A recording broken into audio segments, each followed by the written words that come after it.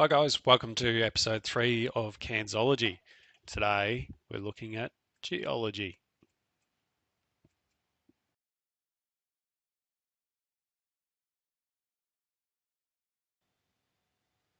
Today we're going to be looking at Cairns on a continental scale, a regional scale, and down to a city sort of level of the geology and geoprocesses that have made and formed and shaped the way that the Cairns area lies. We're also going to go and have a look at some isometric dating sites that you can go and have a look at yourself.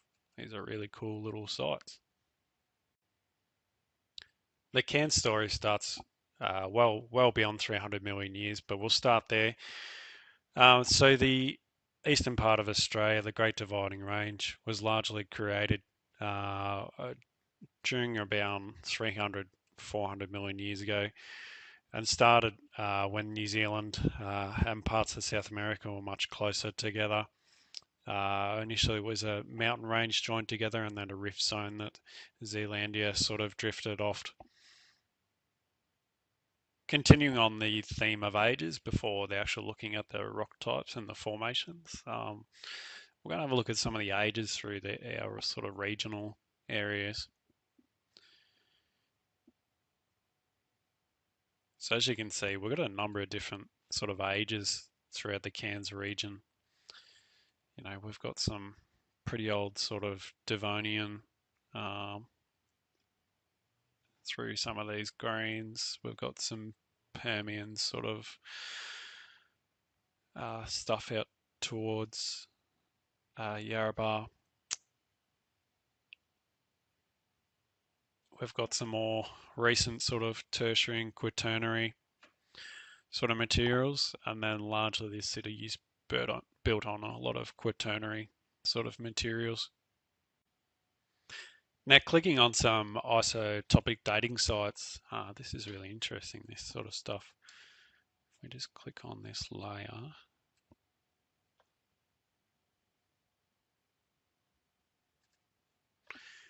so as we can see here, there's been a number of different sort of sites dated around the city, which is pretty interesting sort of stuff.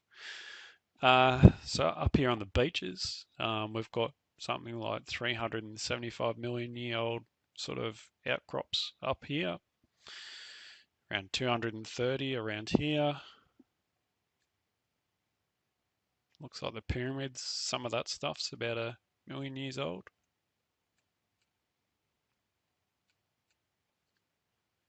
So you can actually go out and have a look at these sites yourself and fully appreciate how old some of the rocks are around Cairns. I've just zoomed in here on the Trinity Beach to have a look at this site here. And this is an actual rock. This is a zircon crystal, which would have been broken down from somewhere along the range and transported along through sand. So zircon's a particularly heavy mineral and very old mineral. It's about 375 million years old. Now flipping over to the rock types, let's go and have a look at those around the city. So got a number of different rock types, a few granites, lots of alluvium, colluvials, mudstones, mud rock,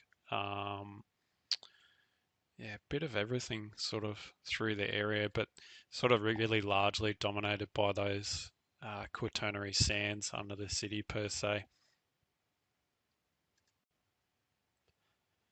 Now flipped on the detailed geology of the area, from the regional down to the detailed, and we can see the geology really sort of pops out. There's a few stories to tell here. Not so much what different materials we get through Cairns, but just around the details. So for example, through here, we can really see here, so this sort of teal sort of coloured one, miscellaneous unconsolidated sediments. Now that can be natural or man-made. So we can see here really where there's a lot of infill here, where the dunes were infilled with muds back in the day of setting up the city. moving along the coast, we can see here lots of different of that teal material. Some of this might have been backfilled by the Barron River, so natural processes or man-made processes. We can see the granite features here, either side of Trinity Beach, sticking out as a headland,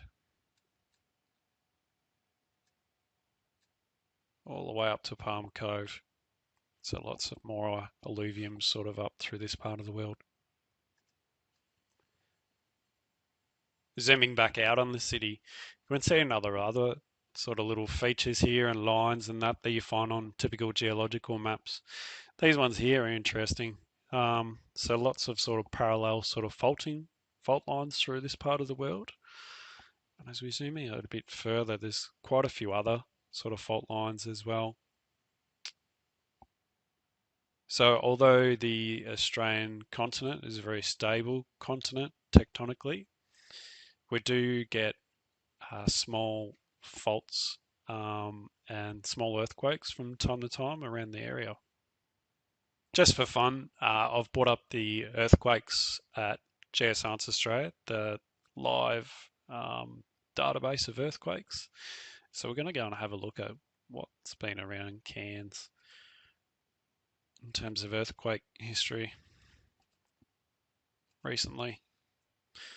So let's go the year 2000 to 2023.